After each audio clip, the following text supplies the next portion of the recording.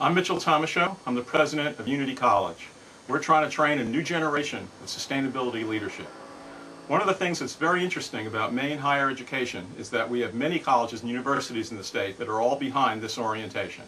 I'm wondering what you would do to contribute to getting Mainers back to work, using sustainable solutions as a guide, green economics as an approach, and making sure that we train a workforce that's vital for 21st century needs, taking care of the concerns of both the economy and the environment. Here's a good example of what I mean about a private-public partnership. Unity College, a private college. Husson University, private college. They specialize in certain industry areas. I think that we can do that at the last 2 years of high school. I think we can introduce our students, particularly the AP students, to be taught by virtual education through university systems. And I think that prepares them much better to enter college and stay in college. When I went to college, and I don't think it's changed much now, is you enter as a freshman in September, by Christmas you've lost 20%, and by your sophomore year you've lost 50% of your beginning class. At Husson they graduate about 1,000 they got 1,000, maybe 500 graduates, 500 juniors, 500 sophomores, and 1,000 freshmen. You start out with 1,000 and you drop out about 50%. Some transfer, some take a few years off, go to work, come back to school. But I think we can do a better job at the K through 12 to prepare our kids for college. That's why I favor charter schools. Charter schools, you can specialize at the high school level. You could be specializing in the last 2 years and introduce our kids to the agricultural fields, the logging industry, the ocean. We can start treating them. I'm all for renewables. I think the environment is very, very important, but I also believe that private land ownership are better stewards than governments. And therefore, I believe that to do it right, we need to have an understanding and communication between government and the private sector, and the collaboration rather than an adversarial approach. I'm Kim Swan with the Swan Agency, Sotheby's International Realty.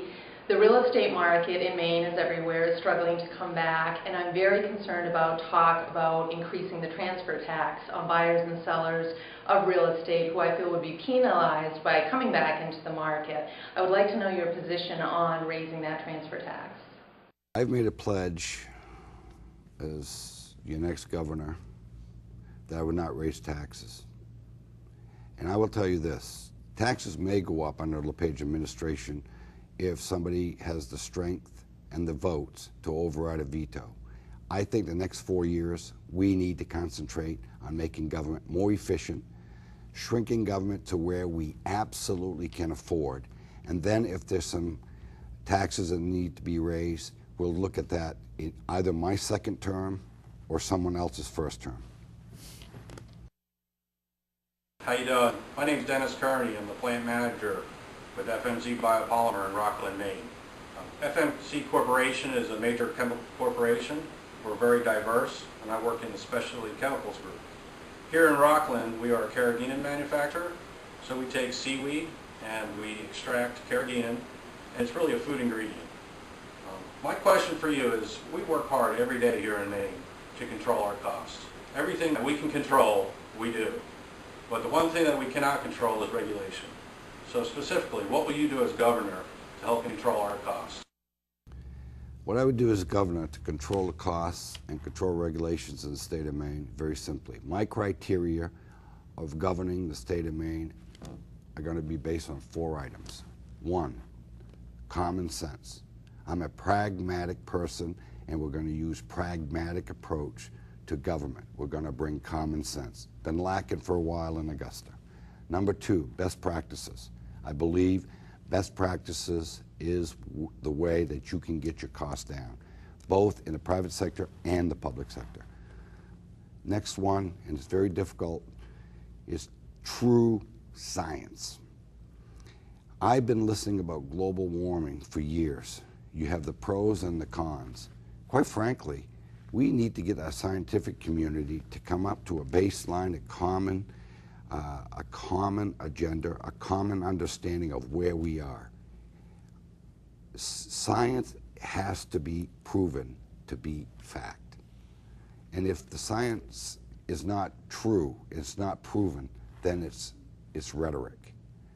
Then we need the best technologies. I will be promoting the best technologies in all industry, the best technologies in government. I do not intend to spend 4 years to get a software program up and running. Hi, my name is Joe Chandler, and I'm president of Maine Biotechnology Services here in Portland, Maine. And I have a question for the candidates. That is, what are your plans to help expand the technology sector in the state of Maine, such as the biotechnology or wind power or biomass production? And what would you do to see that the educational programs in the state of Maine will meet the employment demands in the future? One, I believe that the best thing the state can do is work on lowering its energy costs, lowering its health care costs, and bringing in common sense regulations. You do that, and the private sector sees you as a positive influence, not an adversary to business, but a pro-business administration. They will invest in Maine. If you work and partner with the private sector, they will come.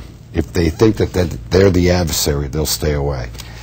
Education systems, as I said earlier, we need to reform education from the standpoint is we need to prepare our kids for the next job in Maine.